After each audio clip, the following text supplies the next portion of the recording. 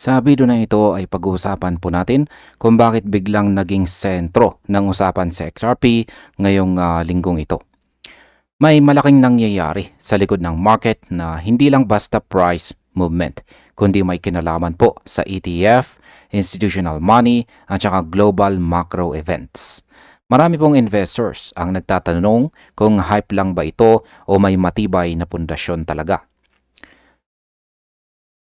Bilang isang crypto enthusiast ay titignan po natin ang buong larawan mula po sa fundamentals hanggang sa market psychology. Hindi ito basta balita lang, kundi posibleng sinyales ng mas malaking galaw sa mga susunod na buwan. Kaya kung hawak mo sa XRP o nagbabala ka pa lang na pumasok, makinig ka hanggang dulo dahil mahalaga ito para po sa atin bilang mga traders at saka long-term holders. At ayan, ano nga bang ibig sabihin ng pag-abot ng XRP ETF sa 1.3 billion asset under management or AUM? Ang pag-abot po ng XRP ETF sa mahigit 1.3 billion AUM ay hindi po maliit na bagay. Ibig sabihin nito ay may aktual na pera na pumapasok at hindi lamang puro speculation. Kapag sinabing assets under management, ito ang totoong halaga ng kapital na ipinagkatiwala ng mga institutions kay XRP. Sa loob lamang ng halos isang buwan ay nakapagtala po ito ng tuloy-tuloy na inflows sa mahigit 30 days. Para po sa atin, malinaw itong sinyalis na nagbabago na ang tingin ng malalaking players kay XRP.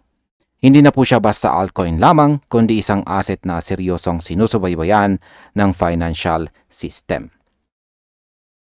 Ngayon ay bakit po ba mahalaga ang global liquidity at saka Japan sa galaw ng XRP? Ang galaw po ng market ngayon ay malakas ang koneksyon ng global liquidity at lalo na po sa ginagawa ng Bank of Japan. May banta ng posibleng rate hike na pwede pong magdulot ng short-term volatility. Kapag nag-unwind ang carry trades, maaaring makaranas po ng pansamantalang sell-off ang crypto market. Pero mahalagang maintindihan na ito ay risk na dapat pong paghandaan at hindi po katakutan. Para kay XRP, ang ganito pong events ay test ng tibay ng demand. Kapag nanatili po ang ETF inflows, kahit may macro pressure, malinaw na matibay ang conviction ng mga institutions.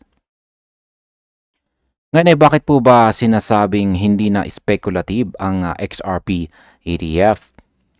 Ayon po sa mga analysts, ang XRP ETF market ngayon ay live na at sumusunod na sa totoong data. Hindi na ito kwento ng inaasahan, kundi aktual na inflows ang tinitignan. Kapag araw-araw na may pumapasok na pera, ibig sabihin ay may malinaw po na strategy ang mga pondo. Para po sa atin bilang mga investors, mahalaga ito dahil binabawasan po nito ang uncertainty. Sa XRP ay parang taong pinapatunayan na kaya niyang magtrabaho sa ilalim ng pressure. Ang ganito pong validation mula sa ETF market ay bihira pong makita sa isang altcoin na ganitong bilis. Ano naman po ang mensahe ng Teucrum CEO tungkol sa XRP bilang investment? Ayan, si Sal Gilberty ng Teucrum ay malinaw po ang kanyang mensahe. Hindi raw ito lottery ticket, kundi isang investment. Ibig sabihin, kailangan po ng pasensya at saka tamang expectation. Ang consolidation, pagkatapos po ng mabilis na pagtaas, ay natural at healthy para kay XRP. Para po sa atin, ito ay paalala na ang market ay may cycles. Kapag sa XRP ay nagpapahinga, hindi ibig sabihin mahina po siya. Sa katunayan, dito kadalasang nag-iipon ang institutions bago ang susunod na galaw pataas. Ngayon ay gaano naman po kalaki ang posibleng institutional demand para kay XRP? Ayon po kay Gilbert T., ang dating estimates na $6 billion hanggang $8 billion annual flows ay maaaring conservative pa. Hindi man siya nagbigay ng eksaktong numero, malinaw ang kanyang paniniwala na mas malaki pa ang demand. Para po sa atin, mahalaga ito dahil ang ETF demand ay direktang konektado sa supply. Kapag mas maraming pondo ang bumibili, mas nababawasan po ang available na XRP sa market. Si XRP po ay parang taong unti-unting hinahakot palabas ng open market papunta sa long-term vaults. Ngayon ay paano naman po naapektuhan ang supply ng XRP sa patuloy na ETF purchases? Kapag bumibili po ang mga ETF issuers ng XRP, ginagawa nila ito direkta o sa structured exposure. Kapag mababa po ang presyo, mas maraming XRP ang nakukuha nila kada dolyar. Ibig sabihin ay mas mabilis ma-absorb ang supply. Sa mata ng fundamentals, ito ay bullish over time. Para po sa atin na may hawak kay XRP, malagang maintindihan na ang supply shock ay hindi biglaan kundi unti-unti. Si XRP ay parang taong pinipigilan ang pahinga ng market hanggang sa mapilitan itong umakyat.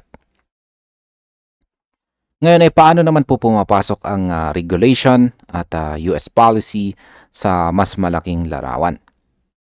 Yan, malinaw po ang punto ni Gilberti na ang tunay na institutional adoption ay lalakas lamang kapag may malinaw na regulation. Sa ngayon, early stage pa lang ang participation. Pero kapag nagkaroon po ng legal clarity, mas maraming pondo ang papasok. Para kay XRP, ito po ay mahalagang laban na matagal nang tinatahak. Kapag naalis ang regulatory fog, mas magiging agresibo ang inflows. Para po sa atin, ito ang posibleng trigger ng mas malawak na altcoin expansion papasok ng taong 2026. At bilang panghuli ay ano naman po ang aking masasabi tungkol dito. Sa kabuuan, ang nangyayari kay XRP ngayon ay hindi po basta hype, kundi kombinasyon ng ETF growth, macro risk at saka institutional conviction. May short-term volatility na dapat pong bantayan, lalo na po sa Japan policy. Pero sa mas malaking time frame, malinaw po ang direksyon. Para po sa atin bilang mga traders at holders, mahalaga ang disiplina at saka tamang risk management. Si XRP ay parang taong dumaan sa mahabang pagsubok at ngayon palang binibigyan ng seryosong pansin. Kung magpapatuloy po ang inflows at saka regulatory clarity, posibleng simula pa lang ito ng mas malaking galaw. At ayan, hanggang dito na lamang po tayo sa video na ito mga ka-crypto. Marami pong salamat sa inyong panunood.